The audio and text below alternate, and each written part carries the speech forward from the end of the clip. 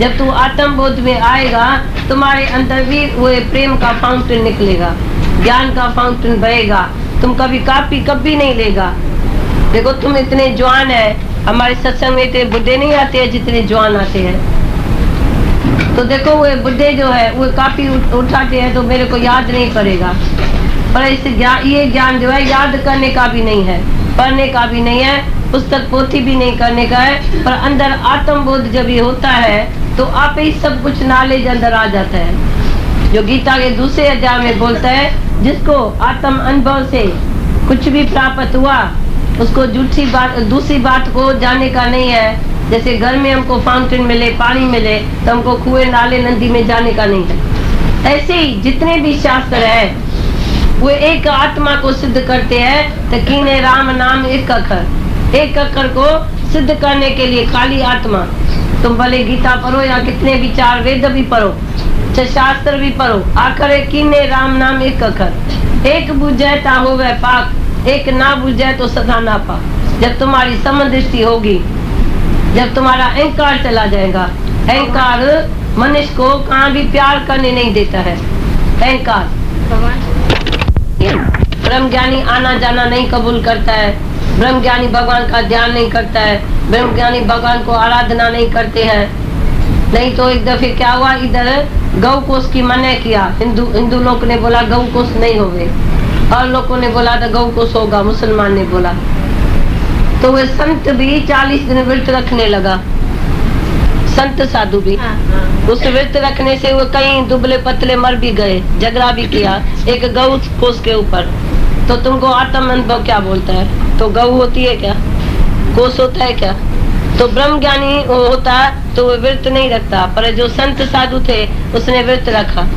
तो तुम लोग ये लोग झूठे के लिए तुम कापी लेके बताएगा, पर कोई सच्चा जगासु होगा तो तुम उसको बताएगा आत्मा में आना जाना भी नहीं है, कर्म कांड भी नहीं है, भक्ति भी नहीं है, दया भी नहीं है, दान भी नहीं है, और ध्यान भी नहीं है।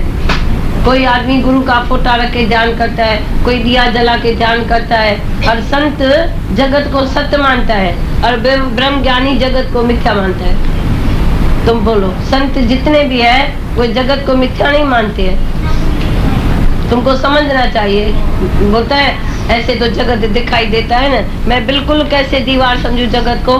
जगत में पाप होता है, पुण्य होता है, बीमारी होती है, दुख होता है, चोर होता है, चंडाल होता है, इतने लोग एक दूसरे को ठगते हैं, तो हम कैसे समझे जगत मिथ्या है? संत बोलते हैं तुम कैसे बात करते हैं, तो जगत है ही नहीं, जगत इल्यूजन है, जगत ब्रह्म मात्र है, जगत में इतनी बात कैसे होती है? वो संत बोलता है। संत भी नहीं ब्रह्म ज्ञानी की बोली समझता है।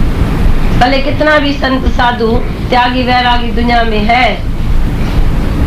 तुमको किसी को समझ में नहीं आए तो बात पूछे तो संत और ब्रह्म ज्ञानी में फर्क है या नहीं? ब्रह्म ज्ञानी आप परमेश्वर, ब्रह्म ज्ञानी का पेखन सब ब्रह्म ज्ञानी को ना ही धंधा।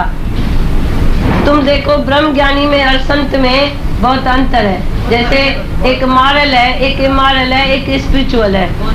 बताओ, संत कहते हैं बेअंत है, बेअंत का अंत कौन पा सकता है? लेकिन ब्रह्म ज्ञानी ने अंत पाया है, और इनको इसको भी बेअंत का अंत हमने बताया है। तो तत्व को जानो, सच को जानो, सच एक परमात्मा है, बाकी सब झूठ है। देखो इसने समझा नहीं बात। ऐसे तुम भी एक एक बात करो तो संत में और ब्रह्म ज्ञानी में क्या अंतर है? देखिए हो तो बताओ। पहले कभी भी नहीं, कभी लाइफ में हमने कापी कभी उठाई नहीं है। हम कभी ऐसे भजन भी बोले तो भजन भूल जाएगा, कापी से पाना भूल जाएगा। हाँ। और कापी के बगैर मेरे को भजन याद आएगा। आज पुराना 40 बरस का भजन है, इसको बोलो, इसको याद नहीं पड़ा, इसको था भी याद भूल गया। हमने 4 पैरा इसको बता दी, अंदर से बताई। हमने कभी कापी के एक लफ्ज नहीं लिखा है, कापी तो अभी हमने लिखा। कभी कभी हम किसी लाइन पर पॉइंट पर भजन बोलते थे, तो इन लोगों को बोला भजन बोलो, तो इसने बोला तो मेरे को याद नहीं है, मेरे को याद नहीं है। तो हमको भजन में आता था ये भजन बोले तो उसको ध्यान लगे, ठीक है ना। फिर हमने काफी शुरू किया भजन की, तो भाई हम ही लिखते हैं ऐसा। अभी उस टाइम लिखी तो 10 आदमी ने काफी लिखना शुरू किया भजन की, हमने काफी ऐसे फेंक दिया। और काफी पता नहीं किन ऐसे इन लोगों ने भी गुम कर दिया। वो भजन की काफी हमने बनाई इसके लिए तो भाई इनको आदत पड़े। अभी सबको इतनी आदत पड़ी है जो मेरी काफी गुम हो गई है। और इन सबको काफी बनाई थी, एक वाइट थी एक काली थी। अभी कापी नहीं है, एक भी कापी मेरे पास नहीं है अकाउंट में। उसको भी 20 बरस हुआ है तो कापी नहीं है। वो भी हम उसी टाइम जब देखी तो मैंने आदत डाली कापी लिखने की तो इन लोगों ने भजन शुरू किया। अभी ऐसा कोई भजन नहीं है जो हम बोले और वो भजन न बोले।